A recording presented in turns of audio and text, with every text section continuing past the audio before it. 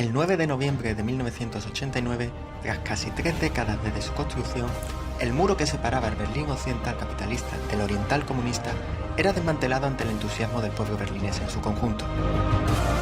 Los noticiarios occidentales de la época abrieron sus portadas con sus imágenes, mostrando y vendiendo una aparente alegría, felicidad, ante la caída de un muro que había sido tomado durante toda la Guerra Fría como símbolo del mundo que había más allá de él, su crueldad.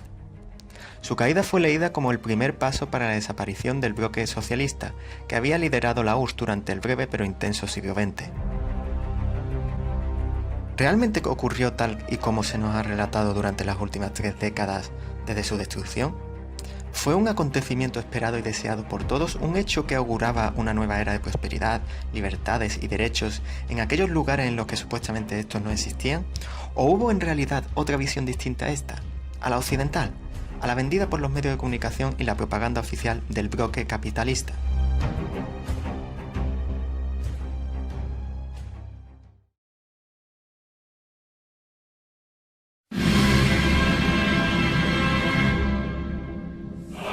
De la URSS se han escrito ríos de tinta, y casi siempre más en contra que a favor.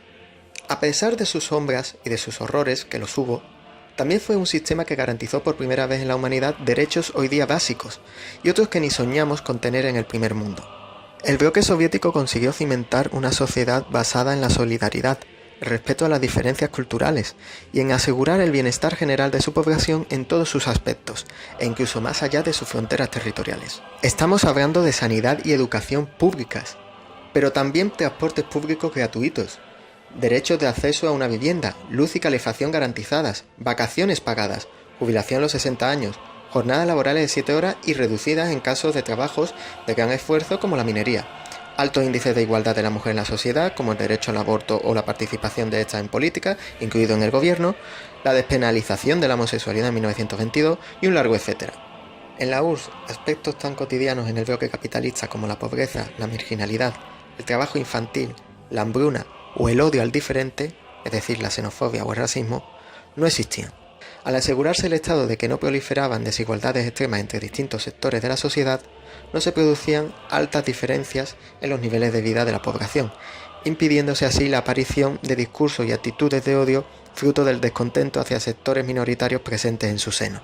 En el bloque socialista existía un mundo en muchos aspectos distinto al capitalista y en otros muy parecidos.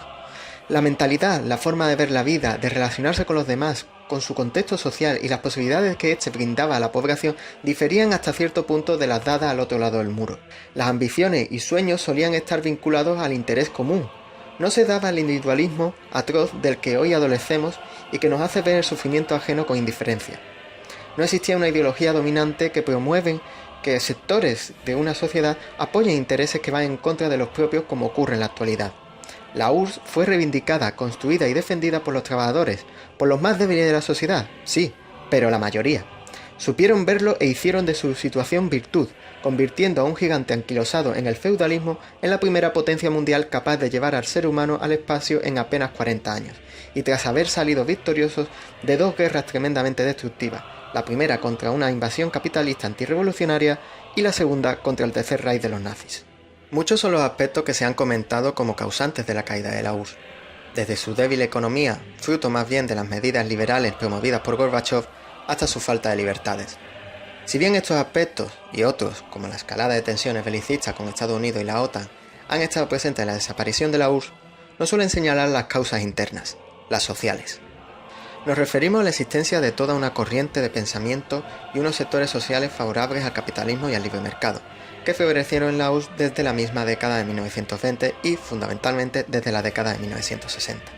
Esta economía sumergida, privada, capitalista, se vio posibilitada, favorecida y legitimada por grupos intelectuales, burócratas y políticos que fueron teniendo cada vez más peso en el país.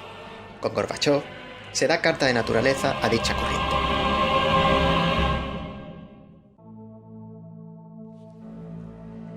El acceso a los estudios universitarios fue uno de los mayores logros que la Revolución en 1917 brindó a los hijos de los campesinos.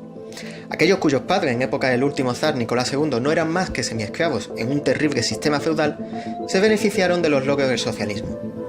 En los años 60, muchos de estos universitarios, intelectuales o miembros de la propia nomenclatura viajaron a Occidente gracias a los programas de estudio en el extranjero promovidos desde el Kremlin, viendo solo la cara del capitalismo. Estos jóvenes se quedaron solo con la visión que les proporcionaba el escaparate, no llegando nunca a fijarse en la trastienda llena de miseria, violencia y decadencia. Entre ellos, un joven Mikhail Gorbachov. Olvidando la lucha llevada a cabo por su padre, ignorando la desigualdad presente en la esencia capitalista, Gorbachov llevaría a intentar una democratización paulatina y fundamentalmente a un viraje económico capitalista de la mano de su enemigo antagónico, los Estados Unidos. El debilitamiento interno que provocó las posturas del presidente de la URSS, con un ejército que se veía traicionado después de los sacrificios sufridos en Afganistán y el ala más dura del PQZ alejada de la toma de decisiones, Gorbachov incentivó su apoyo en sus supuestos amigos occidentales. A pesar de medidas como el referéndum del 17 de marzo de 1921 sobre la URSS, donde casi el 80% de la población votó a favor de su mantenimiento, Gorbachov había perdido todo control.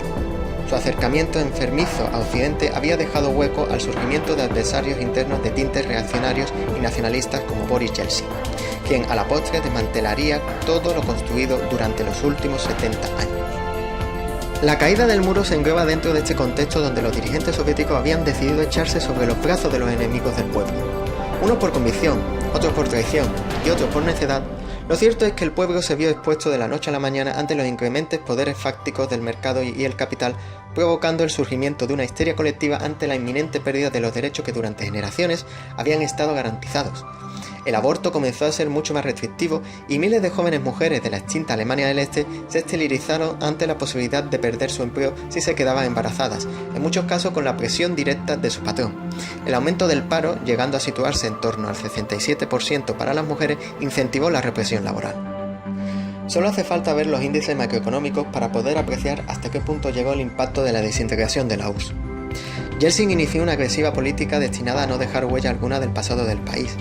Se llevaron a cabo privatizaciones masivas de empresas estatales, desmantelamiento de la educación y de la sanidad pública, desaparición de todo el tejido de políticas sociales existentes, tales como el acceso a una vivienda digna, a una calefacción subvencionada, al agua, a la luz, etc. La denominada terapia de choque económico, en la que literalmente se pasó de la noche a la mañana de una economía planificada a una de mercado abierto, provocó una hecatombe en la población evidenciada en la caída de la esperanza de vida, de la cantidad de calorías per cápita ingeridas, de la estatura media y del crecimiento vegetativo de la población, del acceso a la vivienda, etc. Mientras por contra la delincuencia, el paro, la brecha entre pobres y ricos y la cantidad de estos últimos, así como la emigración, aumentaban con gran rapidez. La demonización de un sistema mediante la difusión de mentiras y la ocultación de la verdad fue una constante por parte de Occidente desde décadas antes a la caída del muro y la desaparición de la URSS. Y mantenido hasta hoy día en la idea de que, sin alternativa al capitalismo, este puede expresarse en su faceta más terrible para la humanidad. Una humanidad huérfana de ideología o sistema económico que la defienda al ser el de la URSS constantemente desacreditado con falsedades.